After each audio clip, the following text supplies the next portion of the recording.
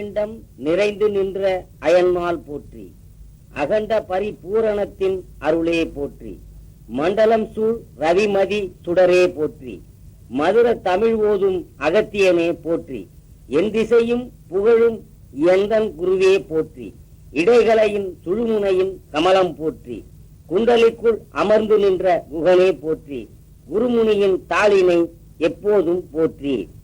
மெய்யன்பர்களே, தாய்மார்களே, இந்த உலகம் தோன்றிய நாளிலிருந்து இன்று வரை எத்தனையோ பெரிய மகான்கள் தோன்றி மக்கள் நலம் பெற, பிறவிப்பிணி தீர்ந்து, எந்நாளும் இன்பமாக இருந்து வாழ தங்களது தெய்வீக கருத்துக்களை, வழிமுறைகளை வகுத்து கொடுத்திருக்கிறார்கள்.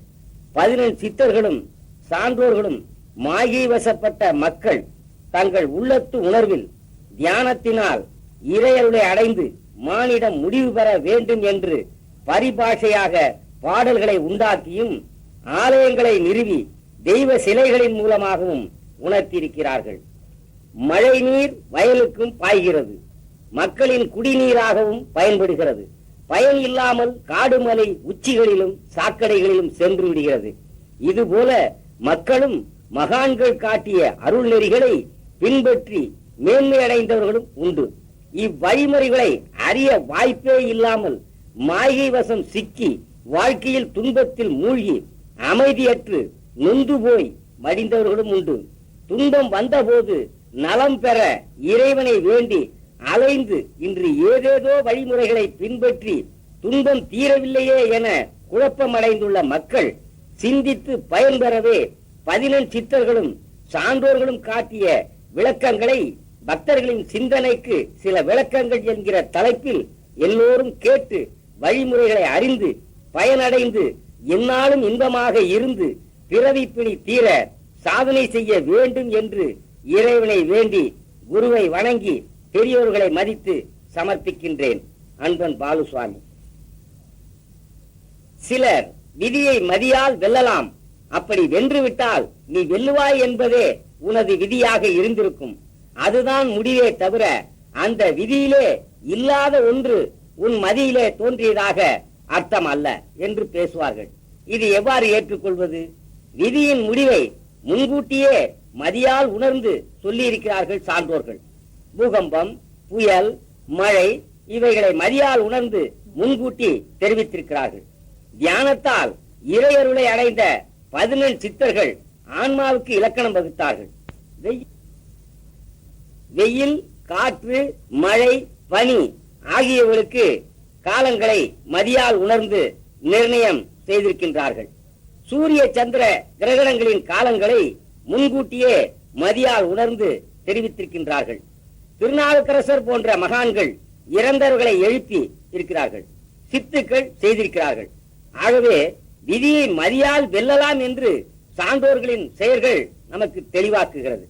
விதி விதி என்று விதியின் மேல் பழியை சுமத்திவிட்டு சும்மா இருப்பவர்களால் நிச்சயமாக வெல்லவே முடியாது. விதியின் கொடுமைகளிலிருந்து தப்புவதற்கும் பிறவி நோய் தீரவும் தியானத்தால் தான் இறையருளை நாட வேண்டும் என்று சான்றோர்கள் கூறியிருக்கிறார்கள். ஆலயங்களில் நடராஜர் சிலையில் ஒரு கால் கீழே ஊன்றி ஒரு கால் உயரே தூக்கி நடனமாடுவதாக ஆக்கியிருக்கிறார்கள். காலை காட்டினதில் உட்பொருள் நாசியில் ஏறி இறங்கும் சுவாசத்தை குறிக்கிறது. கால் என்பது சுவாசத்தின் மறுபெயர்.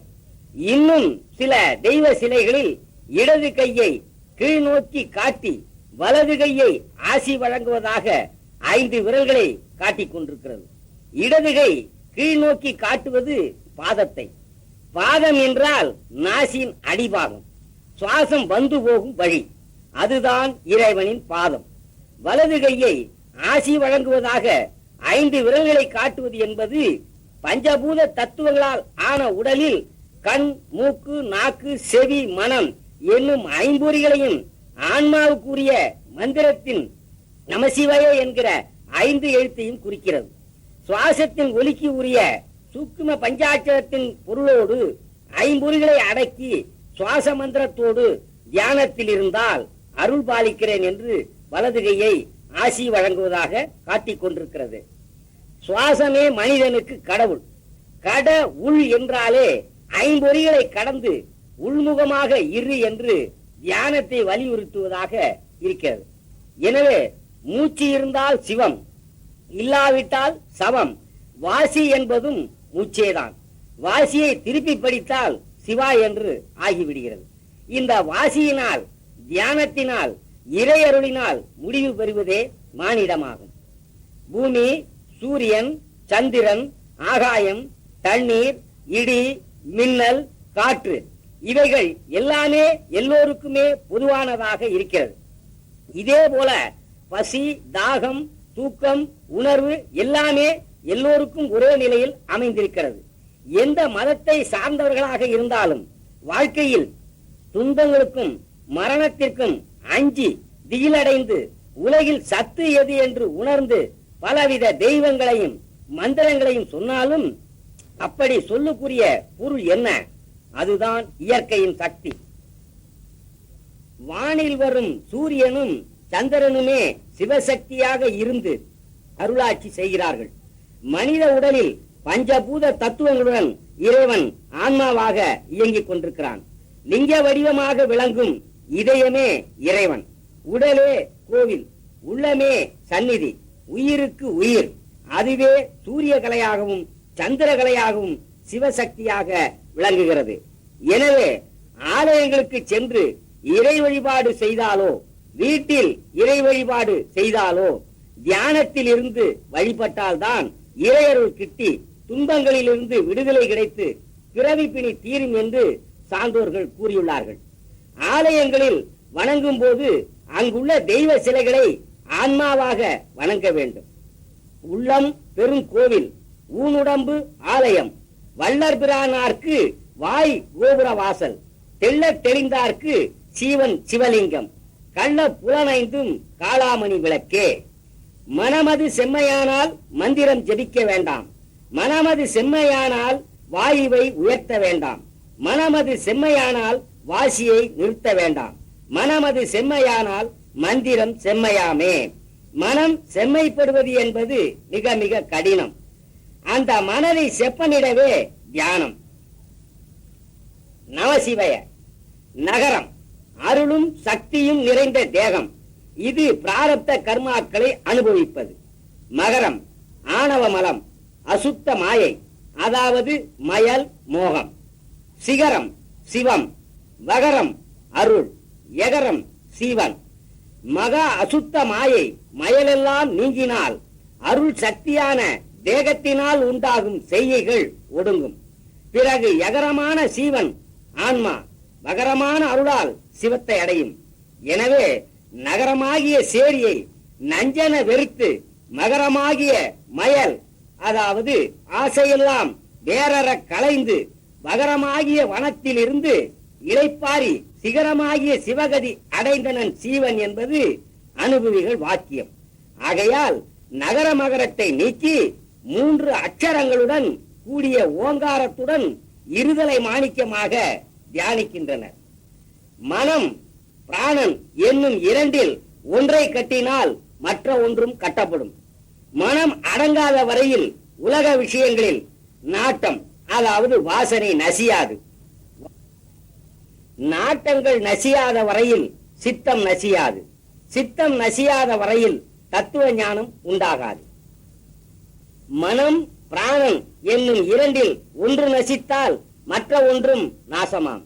மனம் பிராணன் லயமானால் மோட்ச சித்தி உண்டாகும். மனம் ஸ்திரப்பட்டால் பிராணன் ஸ்திரமாகும். இந்திரியங்களுக்கு மனம் நாதனாக இருக்கிறது. மனதிற்கு பிராணன் நாதனாகிறது. அந்த மனோலயம் நாதத்தை, அதாவது சுவாசத்தின் ஒலியை அனுசரித்து இருக்கிறது. மனம் நாதத்தில் ஒடுங்குகிறது. சுவாச நிசுவாசங்கள் நஷ்டமாகிறதும், உலக விஷயங்களில் வெறுப்படைந்து விலகுவதும், சேட்டைகள் நீங்குவதும், விவகாரங்கள் இல்லாமல் இருப்பதும் மனோலயமாகும்.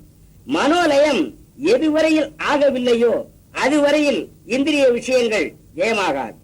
இந்திரிய விஷயங்கள் ஜெயமாகாத வரையில் நான் எனது என்னும் அகந்தை நீங்காது. நான் எனது என்னும் அகந்தை நீங்காத வகையில் மன சுத்தம் ஆகாது. மனம் சுத்தமாகாத வரையில் இறையருள் என்னும் ஞானம் உதயமாகாது. இறையருள் என்னும் ஞானம் உதயமாகாத வரையில் பிரம்ம சைதன்யம் ஆகிய திடஞானம் உதயமாகாது. திடஞானம் பெற்ற மகான்களுக்கு வேதாபேதங்கள் கிடையாது. மாயை இல்லை, பந்தம் இல்லை, ஜென்மம் இல்லை. வாசியோகத்தை அன்றி மற்ற கடயோகம், கௌட யோகம், அம்பிகா யோகம் முதலிய யோகங்களால் முக்தி அடைய இயலாது. வாசியோகம் என்பது கண்முட விண்மறையும் என்பதாகும்.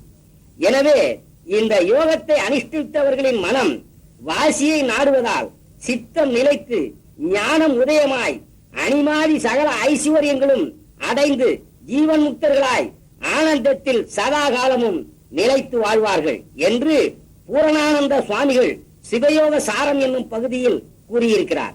11 சித்தர்களும் பட்டினத்தார் உள்பட இதே நிலையை கூறியுள்ளார்கள். நடக்கிலும் வாசிபாரு, நாட்டமும் வாசிபாரு, முடக்கிலும் வாசிபாரு, முனிசுழி வாசிபாரு, மடக்கிலும் வாசிபாரு, அறிவிலும் வாசிபாரு, திடக்குரு நாகைநாதர் திரு நடம் செய்வாய் நெஞ்சே. அதாவது நடக்கும் போதும், நோய்வாய்ப்பட்டு முடக்கம் ஏற்படும் போதும், துன்பங்கள் வந்த போதும், தீய எண்ணங்கள் உண்டாகி மடக்கும் போதும் சிந்தனையை வெளியே வீணுக்கு விடாமல் அறிவோடு ஆர்வத்துடன் வாசி என்னும் சுவாசத்தின் ஒலிக்கு உரிய சிவ தியான மந்திரத்தை நினைத்துக் கொண்டிருந்தால் நாகைநாதர் என்னும் சிவன் திரு நடனம் செய்வார் நெஞ்சே என்று நெஞ்சரி விளக்கத்தில் கூறப்பட்டுள்ளது. இந்த உடல் இறைச்சி என்னும் மண்ணை குருதி என்னும் நீரால் குழைத்து எழுப்பி வெண்மையான எலும்பு என்னும் கழிகளை பரப்பி நரம்பாகிய கயிற்றால் கட்டி 9 வாசல்படிகள் வைத்து தோளால் ஆன கூரை வேய்ந்து 3 துண்டு கபாலத்திற்குள் மூளை என்கிற கருவியை வைத்து ஆவிக்கு பெருமை எய்தும்படி உடல் என்னும் வீட்டை இறைவன் அமைத்திருக்கிறான். இந்த உடலுக்கு இறைவன் ஒரு நாளைக்கு 21,600 சுவாசம் என்றும் கணக்கிட்டு வைத்துள்ளான்.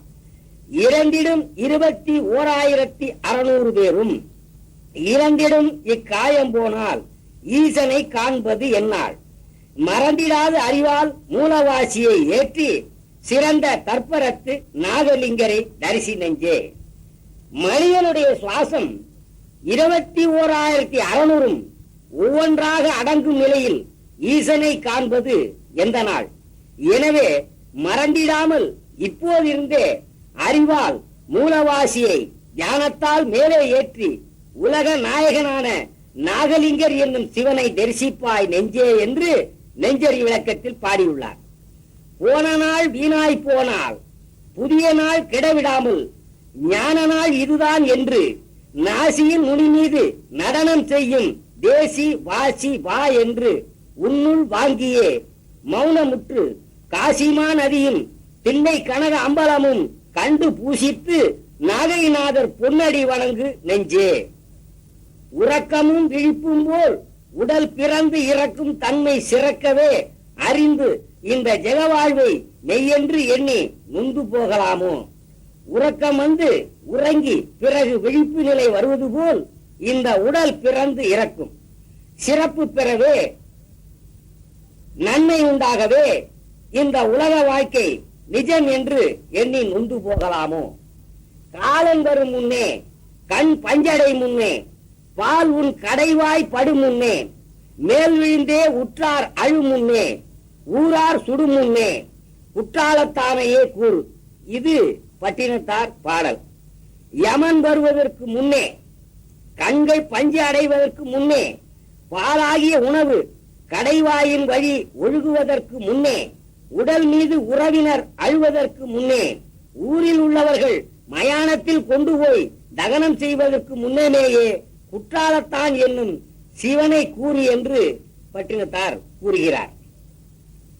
அலைவாய் கூடு போலும் ஓட்டிலே பட்ட வட்சி போலும் வலையில் மிருகம் போலும் மயங்கி நைந்து அலைந்தாய் நீதான் உலைவாயில் மெழுகை போல் உருகி மெய்ப்பொருளை உணர்ந்து வாசியேற்றி நாகலிங்கரை பணிவாய் நெஞ்சே. அதாவது கடலில் பட்ட செடி போலவும் அடிபட்ட பட்சி ஓட்டின் மேல் விழுந்து தவித்தது போலவும் வலையில் அகப்பட்ட மிருகம் மயங்கியது போலவும் உலக வாழ்க்கையில் துன்பமடைந்து நைந்து அலைந்தாய். நீதான் இனிமேல் உலைவாயிலிட்ட மெழுகு உருவது போல் மெய்ப்பொருளை உணர்ந்து பலகாலமும் வாசியேற்றி நாகலிங்கர் என்னும் சிவனை பணிவாய் நெஞ்சே. இதுவும் தியானம்தான் உண்மை பக்திக்கு முக்கியம் என்பதை வலியுறுத்தும் பாடல். சூத்திரத்தால் ஆடும் சுழுமுனையைத்தான் திறந்து பார்த்து இருந்தால் வாராது பாவமெல்லாம். சூத்திரத்தை பாராமலே இருந்த பாவமனமே பிறக்க வராமல் இருக்கவா. என்னதான் கற்றாலும் என்ன, எப்பொருளும் பெற்றால் என்ன, உன்னை அறியாதார் உய்வரோ பூரணமே. எவ்வளவு சாஸ்திரங்களை படித்தும் என்ன, எவ்வளவு செல்வம் அடைந்தும் என்ன, தேவரீர் ஆகிய இறைவனை தெரிந்து கொள்ளாதவர் உய்வார்களோ பூரணமே. இது பட்டணத்தார் பாடியது. கற்றறிவோம் என்பார் காணார்கள் உண்பதத்தை, பெற்றறியார் பிறப்பருமோ பூரணமே. கல்வி கற்று தெரிந்தோம் என்பார், கற்றபின் உனது திருவடியினை காண மாட்டார்கள். உன்னை அடைந்து உன் திருவருளை பெறாதவர்களுக்கு ஜென்மம் நீங்குமோ பூரணமே. அடர்ந்த மன காட்டை அஞ்செழுத்தாம் வாளாலே தொடர்ந்து தொடர்ந்து வெட்டி சுடுவது இனி எக்காலம். என்னை நெருங்கி சூழ்ந்துள்ள அஞ்ஞானத்தோடும் கூடிய மனமாகிய வனத்தினை பஞ்சாட்சரம் என்னும் வாளால் அடிக்கடி வெட்டி மீண்டும் தலையிடாதபடி சிவத்தியானத்தினால் கொளுத்துவது எப்போது. நகரம் என்பார், நடுவே சிகாரம் என்பார், பகார யகாரம் என்பார், வகையறியார் பூரணமே. தேகத்தின் சக்தியாகிய எழுத்து நகரம் என்பார், மலமாகிய எழுத்து மகரம் என்பார். அவற்றின் நடுவே சிகர எழுத்து என்பார், பகர யகர எழுத்து என்பார். இவ் என்னும் சுழுமுனைக்கு உரிய எழுத்துக்களின் வகையறியார் பூரணமே. உடலுக்குள் நீ நின்று உலாவினதை காணாமல் கடல் மலை தோறும் திரிந்து காலழுத்தேன் பூரணமே. தேகத்தினுள் தேவரீர் எழுந்து அருளி இருந்து சஞ்சரித்தையை தரிசியாமல் கடலை தாண்டியும் மலைகளில் வாழ்ந்தும் கால் சலித்தேன் பூரணமே. வாசிதனை பார்த்திருந்து மகிழ்ந்து உனைத்தான் போற்றாமல் காசி வரை போய்த்திருந்து கால் அழுத்தேன் பூரணமே. அதாவது பிராணவாயுவை சோதித்து அதில் சந்தோஷித்து தேவரீரை ஏத்தாமல் காசித்தலம் வரையில் சென்று அலைந்து கால் நொந்தேன். காசினியெல்லாம் நடந்து கால் ஓய்ந்து போகாமல் வாசிதனில் ஏறி வருவது இனி எக்காலம். நான் உலகம் அனைத்தும் நடந்து அதனால் கால் ஓய்ந்து விடாமல் வாசியினை அடக்கி வாழுவது எப்போது. ஐந்து குறியை அடக்கி வினை போற்றாமல் நைந்துருகி நெஞ்சில் அடுங்கினேன் பூரணமே. கண், மூக்கு, நாக்கு, செவி, மனம் ஆகிய ஐந்து பொறிகளை ஜெயித்து தேவரீரை தோத்தறியாமல் வாடி மனம் கசிந்து உள்ளம் குலைந்தேனே. காணாமல் அலைந்தவர்கள் கோடா கோடி, காரணத்தை அறிந்தோர்கள் கோடா கோடி. வீணாக புலம்பினதால் அறிய போமோ, விஞ்ஞானம் பேசுவதும் ஏதுக்கு ஆகும். கோணாமல் சுழுமுனையில் மனதை வைத்து உருபாதன் 24 நாளை சேர்த்து நானாமல் ஒரு நினைவாய் காக்கும் போது 4 8 ஒன்றாகும் நாட்டியுதே. இது தியானத்தின் பரிபாஷையாக அகஸ்தியர் கூறியிருக்கிறார். சும்மா நீ பார்க்கையிலே மனத்தை ஐயா, சுழுமுனையில் ஓட்டி அங்கே காலை பாராய். அம்மா நீ தேவி என்று அடங்கி பாராய். அப்பவல்லோ காய சித்தி யோக சித்தி, உம்மாவும் அம்மாவும் அதிலே காணும். ஒரு மனமாய் சுழுமுனையில் ஊன்றி நம்மால் ஆனதெல்லாம் சொன்னோமப்பா, நாதர்கள் இதையாரும் பாடார்கானே என்று அகஸ்தியர் தியானத்தின் பெருமையை விளக்குகிறார். இருள்வெளியாய் நின்ற சிவபாதம் போற்றி எழுத்ததனின் விவரத்தை விரித்துச் சொல்வேன். அருவுருவாய் நின்றதுவே எழுத்ததாகும், ஆதியந்தம் அண்டபிண்டம் அதுவேயாகும். திருவுருவாய் ரவிமதியாய் நின்ற ரூபம் சிவசக்தி திருமாலின் ரூபமாகும். வருமுருவே சிவசக்தி வடிவமாகும், வந்ததிலும் போனதிலும் மனதை வையே. அதாவது முதலும் முடிவிலும் அண்டமாகிய உலகத்தில் உள்ளதுதான் இந்த பிண்டமாகிய உடலிலும் உள்ளது. அருவுருவாக இருக்கும் சுவாசத்தின் ஒளிதான் எழுத்தாகும். உடலில் சூரிய சந்திரனாக இயங்குவதே திரு உருவமாகிய திருமாலின் ரூபமாக இருக்கிறது. அதுவே சிவசக்தியாக இருக்கிறது. சிவபாதம் என்பது உடலில் உள்ள நாசின் அடிபாகம். வந்து போகும் சுவாசத்தில் மனம் வைத்து சூட்சும பஞ்சாட்சரத்தினால் தியானம் செய்தால் அதுவே சிவசக்தி. வந்ததுவும் போனதுவும் வாசியாகும், வானில் வரும் ரவிமதியும் வாசியாகும். சிந்தை தெரிந்து இருப்பவன் அவனே சித்தன், ஜெகமெல்லாம் சிவம் என்றே அறிந்தோன் சித்தன். நந்தி வாகனமே தூல தேகம், நான்முகனே கண் மூக்கு செவி நாக்கு ஆகும். தந்தி முகன் சிவசக்தி திருமூச்சு ஆகும். தந்தைதாய் ரவிமதி என்று அறிந்து கொள்ளே. அதாவது வாசி என்பது மூச்சு, சுவாசம், உயிர். உலகில் படைப்புகள் எல்லாமே சிவனால் ஆக்கப்பட்டது என்கிற சிந்தை தெரிந்து வானத்தில் வந்து போகும் சூரியனும் சந்திரனும் நம் உடலின் உயிராக இருந்து இடது நாசியில் வரும் சுவாசத்தை சந்திரனாகவும் வலது நாசியில் வரும் சுவாசத்தை சூரியனாகவும் கொண்டு அதுவே சிவசக்தியாகிய தாய் தந்தை என மனம் தெரிந்து இந்த உடலே நந்தி வாகனமாகவும் நான்முக கடவுளாக கண் மூக்கு செவி நாக்கு ஆகவும் தந்திமுகன் என்று சொல்லப்படும் விநாயகரே சிவசக்தியின் திருமூச்சாகவும் இருப்பதை அறிந்து கொள் என்கிற கருத்துடன் அமைந்துள்ளது.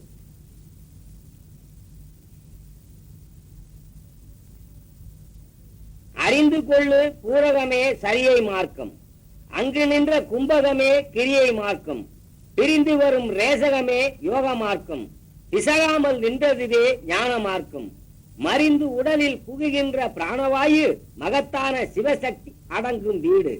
சிறந்து மன தெளிவாகி சேர்ந்தோன் சித்தன், சிவசிவா அவன் என்று உரைக்கலாமே. சரியை என்பது கர்மயோகம், கிரியை என்பது பக்தி யோகம், ஞானம் என்பது தியான யோகம். பூரகமே சரியை மார்க்கம். இது தியானத்தில் தியான மந்திர சுவாசம் உள்புகுவது. சிறிது அந்த சுவாசத்தை அடக்கி உள்நிறுத்தி இருப்பது கும்பகம், அதுவே கிரியை மார்க்கம். அடக்கி உள்நிறுத்திய சுவாசத்தை வெளியே விடுவது ரேசகம், அதுவே யோக மார்க்கம். அடக்கி உள்நிறுத்திய சுவாசம் பிசகாமல் அப்படியே அசைவர நிறுத்தி இருப்பது ஞான மார்க்கம். உள்புகின்ற பிராணவாயுவே மகத்தான சிவசக்தி அடங்கும் வீடுதான் இந்த உடல். இப்படி மனம் தெளிவாகி செயல்படுபவனை சித்தனாகவும் சிவனாகவும் அவனை சொல்லலாம் என்று பொருள்பட அமைந்துள்ளது இப்பாடல்.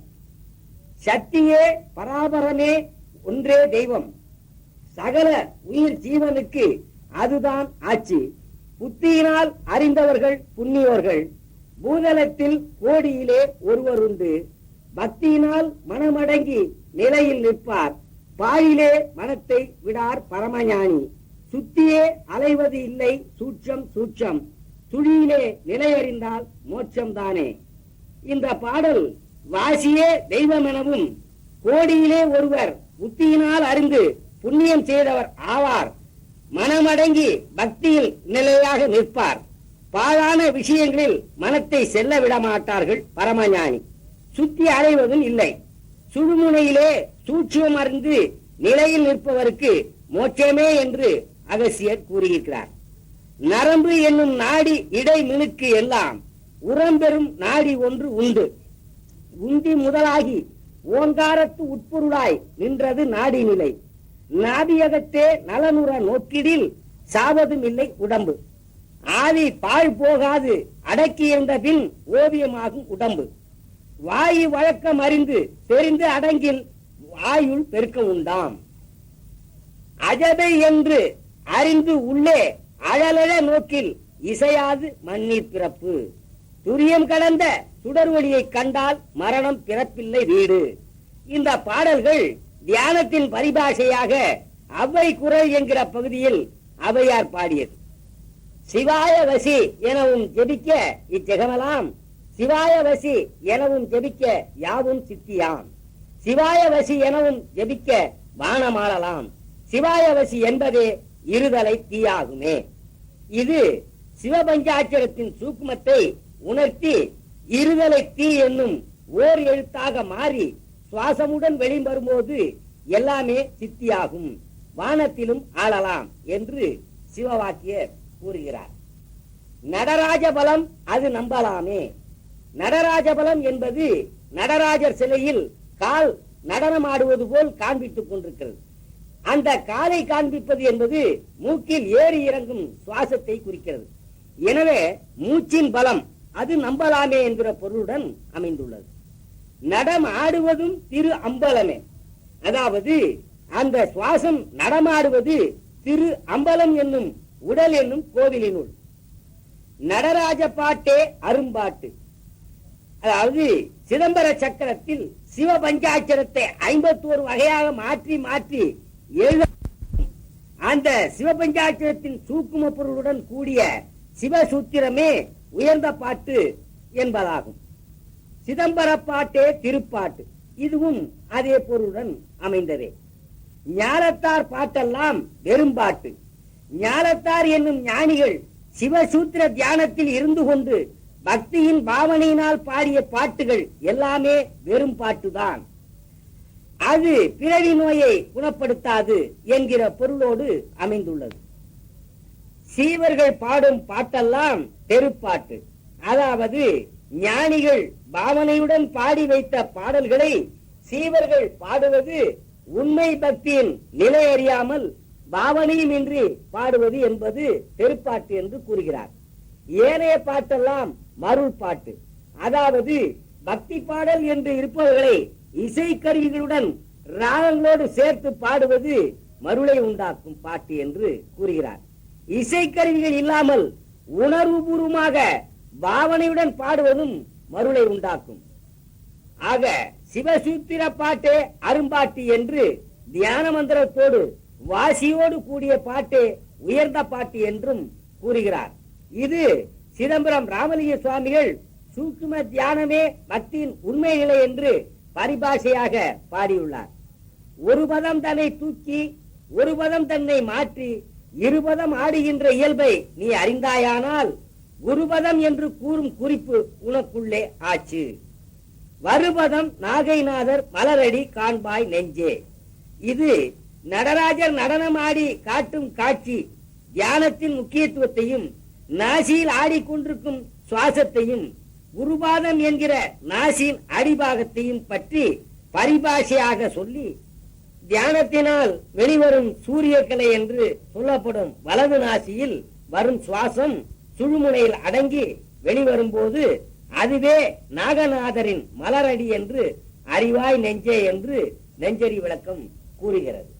எனவே இந்த உடலில் உயிர் தங்கியிருக்கும் போதே வினைத்தடைகளை அகற்றி மீண்டும் பிறவிப்பிணியை சுமக்காமல் விடுதலை பெற தியாகம், தூய்மை, வாய்மை, அன்பு, அருள் இவைகளை வைராக்கியம் என்னும் கலப்பை கொண்டு மனதை உழுது அறிவு என்னும் பயிரை நட்டு அன்பு என்னும் நீரை பாய்ச்சி தியானத்தால் வளர்த்து சுத்த முக்திக்கனியை அறுவடை செய்ய வேண்டும். வீண் சடங்குகள் வேண்டாம். காடு மலைகளுக்கு ஓட வேண்டாம். மன தூய்மை, சமத்துவம், சுதந்திரம் இவைகளை மனதில் சாதனமாக்கி கொண்டு ஆன்மா ஐக்கியத்திற்கு உள்ளது ஒன்றே, அதுவே எல்லாம் என்று முனிவர்களும் ரிஷிகளும் சொல்லி வைத்திருக்கின்றார்கள். ஓர் குரு, ஓர் மந்திரம், ஓர் கடவுள் என்று திட சிந்தையுடன் தினமும் காலையும் இரவும் உலக சுகதுக்கங்கள் என்னிடம் மோத வரும்போது உன் மீது பழி கூறாமல் எனது பிழைகளை